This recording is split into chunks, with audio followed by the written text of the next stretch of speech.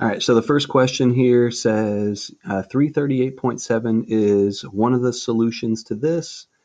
Find the other, find two other solutions from this list. Now, where that 338.7 comes from is right here. If I do sine inverse of negative 4 divided by 11, because that's not one of our nice values on the trig on the circle, I get negative 21. But if you add 360 to that to make it positive, all right, that's where our first answer is coming from. All right, to find another answer, if I add 360 to this, I'm going to find one of our other answers. 698.7 is one of the other answers that they want us to select, so F. The last answer, we're going to have to find kind of geometrically. Okay, so 338.6 is right here, somewhere in this neighborhood. 338.67. All right, so the idea here is that this vertical distance is 4/11. Okay, that's the y value. The sine of this angle is about 4/11. The other place where sine is negative is in quadrant 3. Pencil here. So I want the quadrant 3 angle whose reference angle is the same as 338.7. I want the quadrant 3 angle that is like this one. Okay, so this is 21.3, and I'm getting that from just doing 360 minus this number, 338.7, and that's 21.3. Okay, that's that angle. So if I'll do, if I do 180 plus that same number, that's going to get me this angle right here. Okay, because these two angles are the same. All right, just by reflection. I'm just reflecting this angle over here. So if I do 180 plus this 21.32, that's going to give me my other answer, 201.32. Okay. All right, here's our next question. Here, let's blow that up so we can see it on the document camera.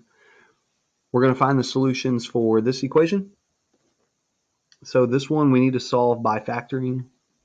All right, I'm going to write, since I've got a trinomial, the way it factors is going to be to two binomials. So this is a tricky one because you want to find two numbers here that multiply to 12 sine squared, and these two are going to multiply to regular 12. You're going to have to try out some options, all right?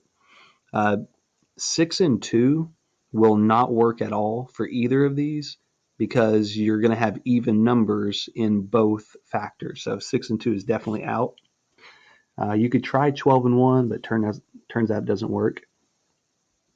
It's going to be 4 sine and 3 sine.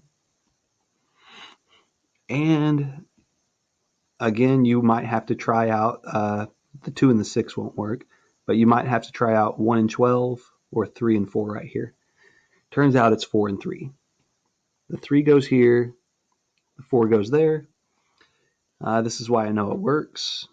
This gives me 16, and this gives me 9, and those add up to 25. Okay, they're both going to be negatives. All right, set each one of these factors equal to 0 and then solve. So we have 4 sine minus 3 equals 0. 3 sine minus 4 equals 0.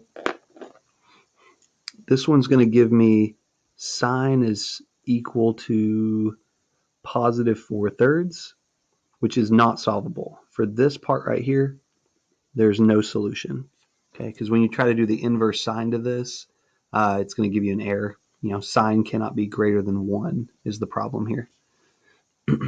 This half, though, should give us some answers. Sine of x is equal to positive 3/4. Inverse sine of 3/4 to get our first answer. 48.6. 48.6. And there's another answer. Let's see here. This is our quadrant 1 answer, where sine is positive 3/4. The other answer is in quadrant 2. Okay. So this right here is 48. I want this answer, which is going to be 180 minus the 48. All right, this is 48 right here. This is 48. So I'm going to do 180 minus this 48.5. And there's our other answer, 131.4. 0.4. All right. Remember, you can always test it out. If you do sine of this number, you should get something close to 3/4. And if you do sine of that number, you should also get the same thing. Okay.